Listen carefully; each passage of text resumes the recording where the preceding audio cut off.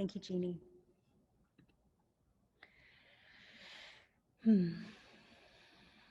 I want to share a word on my heart today that I'm still learning to actualize in my life in new ways. I will stumble on the words. Maybe not today, probably tomorrow, in the actualization of them, but I know that God has placed them in my heart for my work with you and for our work together as community and as humans on earth. These are not my divine words, though. I know that. I know my teachers. They are many. They are many, and they include this week names like Alicia Garza and Desiree Adway, Tamika Mallory, Sharon Eigner, Yvette Diggs, Sharon Warner, Carl Sagan, LeBron James, Glenn McCarrow, Jacob Blake, Kyle Rittenhouse. There are others. The lessons are many. It's a message on intent versus impact. This is a lesson I know that we've all learned. Keeps teaching us every day. We set out in the world with intention, and I believe in good intentions. I believe in the good intentions of people. I've heard myself say that in more than one conflict in the church. Assume good intent. And we know that sometimes our intentions are well and good and still can have a serious impact. Unintended consequences, missed communication, hurt feelings, worse, hurt bodies, hurt communities, and we know that someone's kind actions, however small, can make an enormous difference in a person's life. Intent versus impact. It's interesting to me. What's interesting you is probably, what in the world does this have to do with the movie Contact? So, the movie Contact hit theaters in the summer of 1997, and its intention was probably to make a few $million. But it's art. I know that it's more than the money, right? For the actors, the directors, the costumers, the writers, things like that. I'll admit this film is a little dated. We've had a ton of blockbuster sci-fi that really have taken their leaps, I would say, from this one too. But throughout the years, this story has continued to have a significant impact on me. In the summer of 1997, I had just returned home from an international educational experience. It was not my best one. I came home depressed and angry and hurt and confused, in a total crisis of faith, no clear path for my bachelor's degree going forward. Why not? Let's go to the movies, right?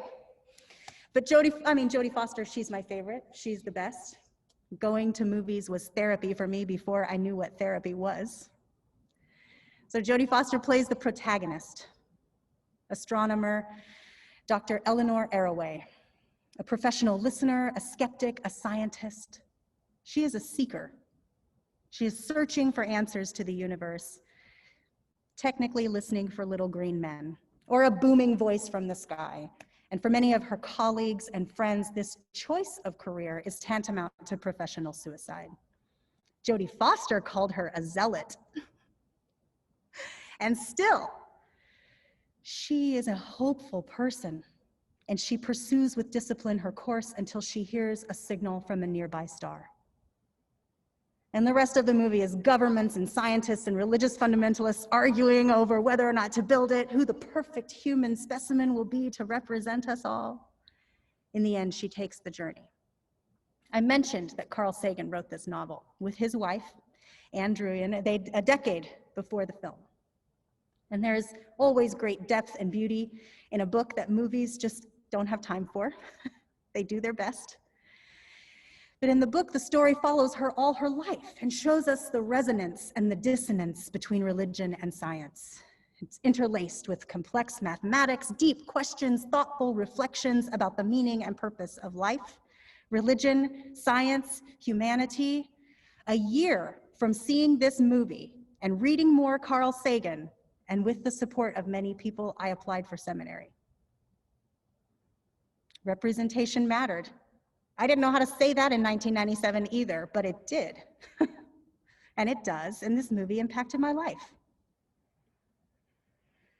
Over the weekend, we read of the death of Chadwick Boseman, another actor, and this actor who portrayed the Black Panther, King T'Challa. It was only a couple of years ago that our own Dick Busick preached to us on this film and the moments of faith that he gathered watching it. Chadwick Boseman also was more than a superhero, right? He portrayed real life heroes. He was Jackie Robinson in the film 42. He was Thurgood Marshall in the film Marshall. And when his family announced over the weekend that he had died from cancer at the age of 43, it just broke everybody's heart. The scores of comments and photos and remembrances came pouring in, and you could feel the impact. This man who represented excellence and generosity on the screen and off, his representation mattered for so many. His life impacted others, and now those lives are walking in his name. You could see people on social media talking about how their baby boy dressed as Black Panther for a year. He gave so many hope. I heard him say once, though, to all of this, that's too much praise. But there was so much impact in what he shared. And there was so much impact in other people sharing with each other, is the point I wanted to make, over the weekend. There was impact in sharing that grief with each other. So many people did not have to cry alone. They cried together, online, but together. We have had that kind of heartbreak recently, Heart of Eugene. That's what we felt 2 weeks ago when Leah McCarroll passed peacefully in her home beside her loving husband and son. Her light mattered in our lives. And now we carry this responsibility to intervene with total strangers and help them with their struggles. We have to pull a Leah, just like Leah. That's what we're calling it. I pulled a Leah today. I helped somebody. I helped someone I didn't know.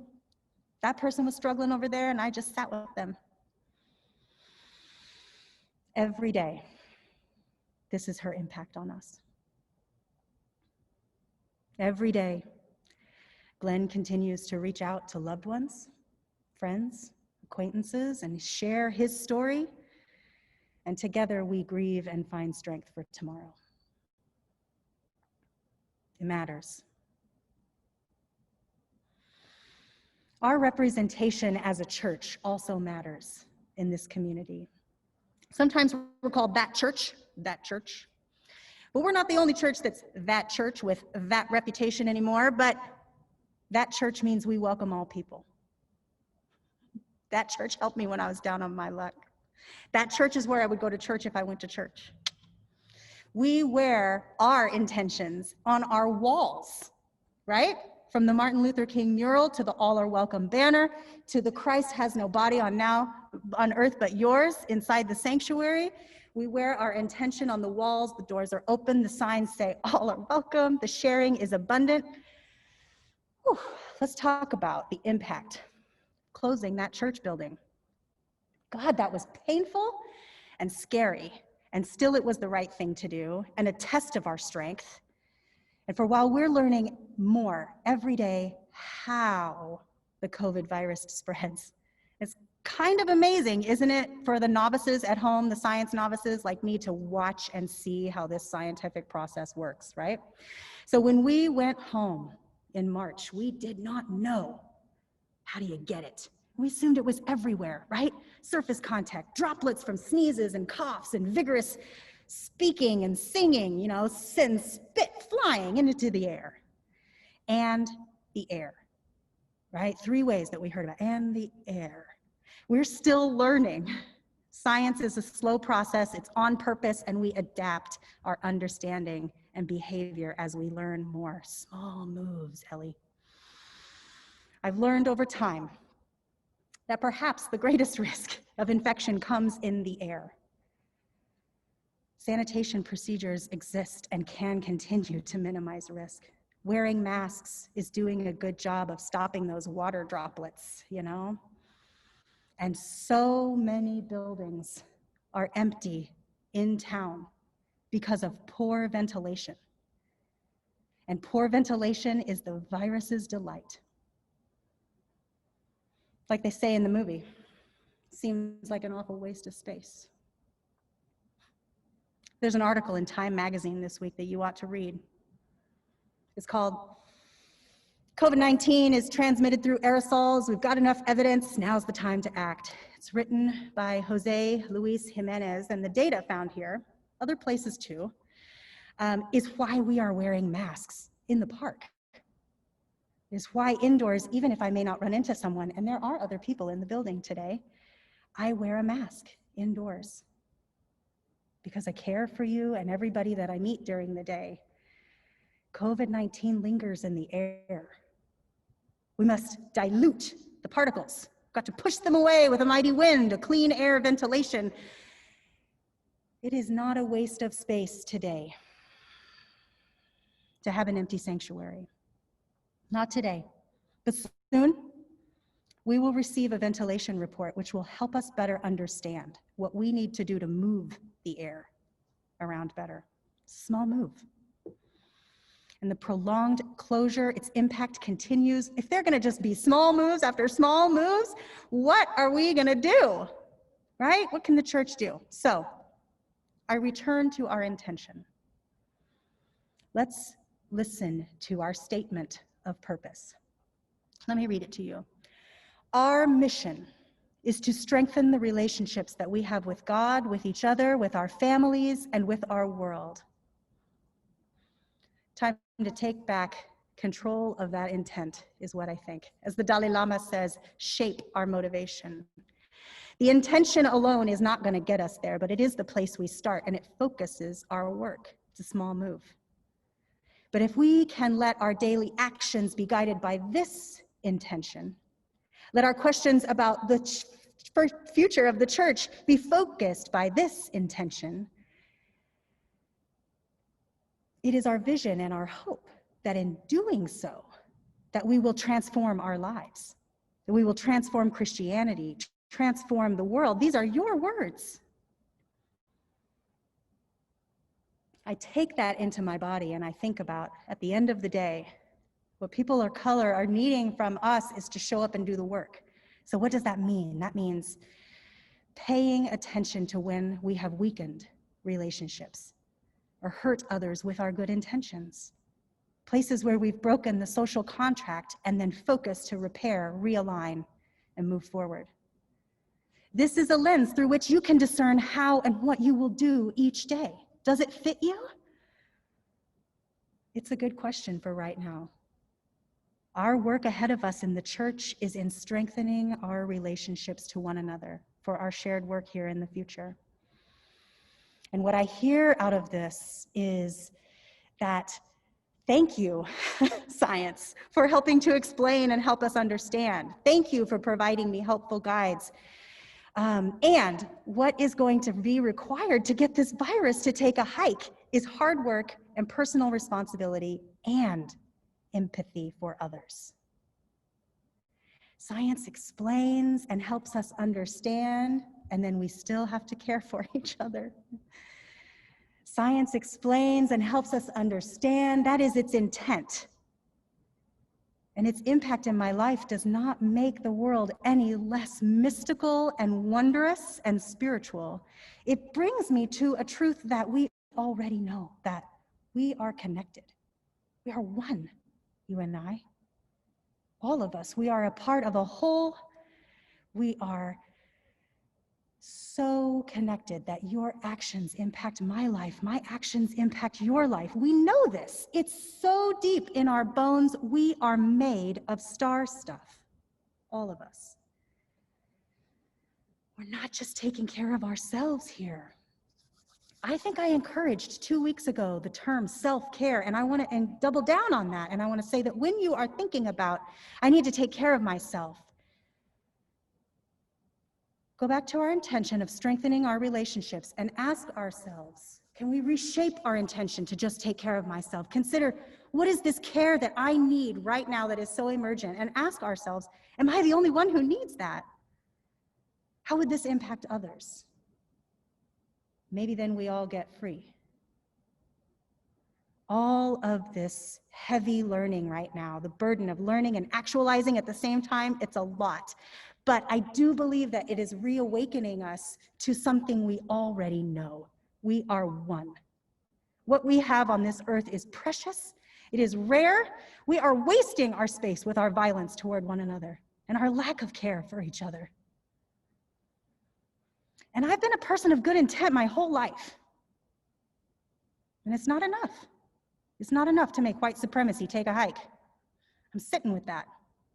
Small move.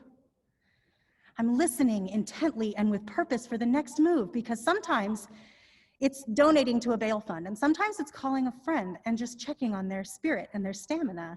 Sometimes it's calling a friend and telling them about my spirit and stamina. Sometimes it's taking on the next conversation where someone doesn't see color. I have to say this Carl Sagan quote. When I think about that now, people who still can't see color. Carl Sagan once said, "Every new discovery has a great deal of resistance attached to it." I don't know why we do it, but we do. Look at Copernicus, says Carl. He had a view that the Earth was not the center of the universe, and that the sun and the planets don't go around the Earth, but the Earth goes around the sun. A lot of people were tremendously upset about this idea. He says they wanted the Earth to be the center of the universe, humans to be the pinnacle and apex of creation. What is it in the legacy of white supremacy? Why has it continued as long as it has, since the discovery and revelation of its weak-heartedness and hopeless view of humanity has been so clear from the start? It doesn't believe in us, in any of us. It's so cowardice. It's personal comfort over communal care, and I'm still learning what that means. Why, God? Why has it lingered so long when so many have been in earnest seeking to eradicate it? What will it take for us to eliminate this from our lives, from ourselves, from our systems? It's time to live the mission, to live the purpose, our purpose, to its fullest intent. You've put the work out there for yourselves. You already know what you need to start healing now. And I know that all of us think that there's some hubris to think that we know the mind of God. But we have tasted from its source. Believe that. We tuned in and we heard the signal. And so have others. We have so much to share and gift one another on our journey. It's like when Ellie's dad says later, well, it's not Ellie's dad, it's the encounter with the vegan. He says, "You're such an interesting species, an interesting mix. You are capable of such beautiful dreams and such horrible nightmares, and you feel so lost and cut off, but you're not. See, in all of our searching, the only thing we've found that makes the emptiness bearable is each other. Believe in us. Believe in hope." Today we get to work. We put the intention to work and we see how it plays and we see how it impacts. Understand that we're going to stumble with each other, with our words, with our actions, but still we are called. These are the small moves, small doses of hope, small bits of kindness, small bits of learning piled on top of one another, small doses of prayer, small and large acts of speaking up for yourself, for your trans friend, for your Black neighbors, for your elderly grandparents. Do what you can while you can. Tune into God's signal. Receive the message and call everybody.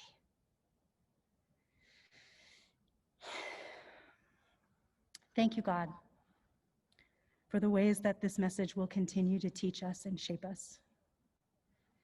Your blessings are good, God. Your lessons are good. Church, won't you join us as Larry leads us in singing a song called Dream God's Dream.